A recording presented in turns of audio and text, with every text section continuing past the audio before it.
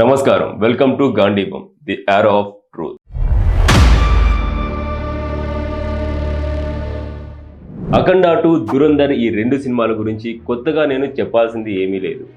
అందుకే మనం ఆ సినిమాల గురించి కాదు, సినిమాల వెనుక కొనసాగుతున్న దివాలా కోరుతనం గురించి మాట్లాడుకుందాం. దురంధర్ సినిమా విడుదలయ్యేదాకా మనలో కూడా చాలా మందికి కనీసం ఆ పేరు కూడా తెలియదు.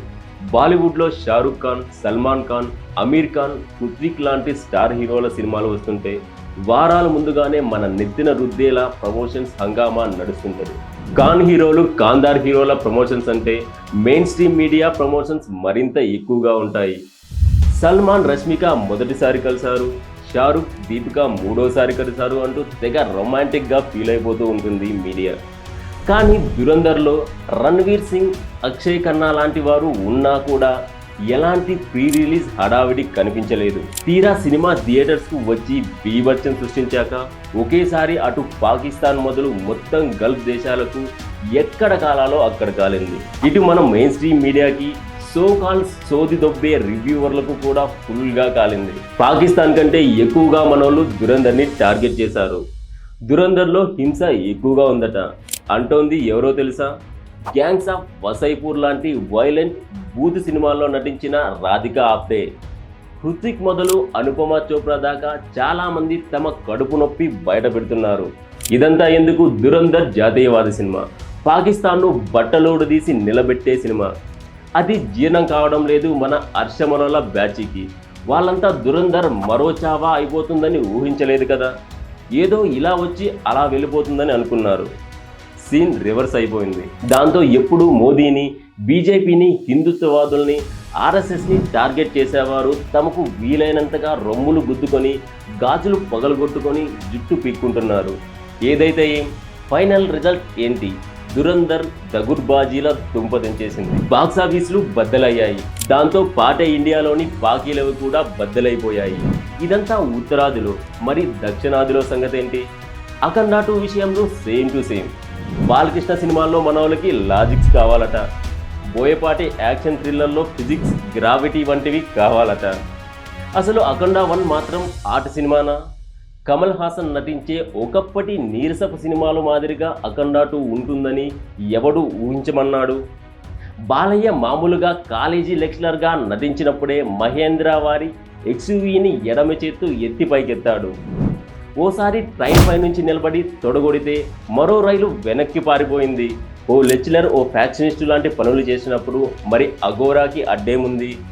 పోనీ ప్రపంచ సినిమా చరిత్రలో కేవలం బాలకృష్ణ మాత్రమే అటువంటి అసంబద్ధ పనులు చేస్తున్నాడా? మన పక్కనున్న తమిళ తంబీలు విజయకాంత్ మొదలు జోసెఫ్ విజయ్ దాకా అందరినీ ఆకాశానికి ఎత్తుతున్నారు. రజనీకాంత్ చుట్టా, ఇళయ దళపతి, బబుల్ గమ్ అందరికీ తెలిసినవే.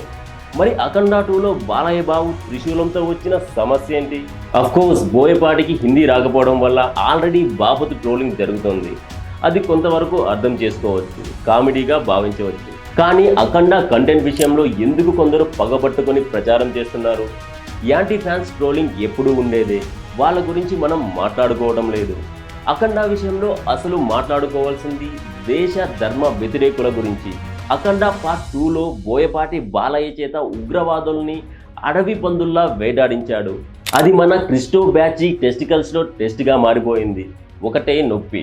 ఈ మొత్తం అభిప్రాయం నిజానికి ఏ శుక్రవారమో, శనివారమో కాదంటే ఆదివారమో కూడా చెప్పొచ్చు. కానీ నిర్మాతల నిర్వాకం వల్ల అఖండ వారం వాయిదా పడింది. తీరా వచ్చాక ప్రీమియర్ షోలు మొదలు సోమవారం దాకా విష ప్రచారం జరుగుతూనే వస్తుంది. నిజంగా సినిమాలో దమ్ము లేకుంటే ఎవరూ చేసేదేముండదు. ప్రేక్షకులు అఖండ అయినా మరేదైనా ఖండాలుగా నరికేస్తారు. మూవీలో విషయం ఉందంటే మాత్రం దురంధర్ అయినా అఖండ అయినా సైలెంట్గా ఆడించేస్తారు. అఖండ వీకెండ్ తర్వాత సోమవారం కూడా పూర్తి చేసుకున్నాక prove అయిందేంటి?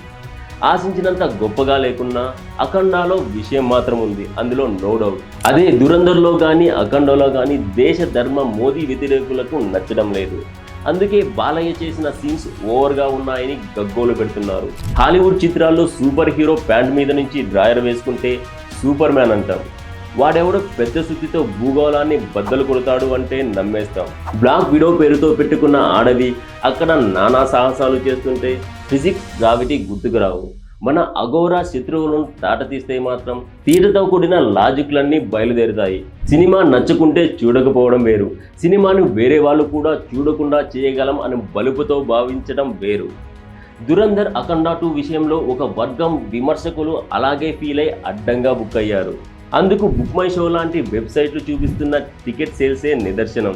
Moral of the story ఏమిటంటే దేశ దైవభక్తి చిత్రాలు బాగుంటే ఆడుతాయి, బాగా లేకపోతే బాల్చీ తన్నేస్తాయి. కానీ ఏమాత్రం బాగున్నా పని కట్టుకొని నెగిటివ్ పబ్లిసిటీ ఇస్తే జనం మరింత ఎక్కువగా చూసేస్తారు. అఖండ 2 మరీ ముఖ్యంగా దురంధర్ విషయంలో అదే జరిగింది. చిన్న మంటల్ని గాలి ఆర్పేస్తుంది, అదే పెద్ద మంట రగులుతున్నప్పుడు గాలి మంటని మరింత రెచ్చగొడుతుంది. చావా అయినా అఖండ 2 అయినా దురంధర్ అయినా అదే జరుగుతుంది. ఆర్పేద్దాం అనుకుంటే అల్లాడించేశాయి. ఈ వీడియో పైన మీ అభిప్రాయాలను కామెంట్ రూపంలో రాయండి. ఈ వీడియో కనుక నచ్చితే లైక్ చేయండి, షేర్ చేయండి, కానీ సబ్స్క్రైబ్ చేసుకోవడం మాత్రం మర్చిపోకండి. జై హింద్.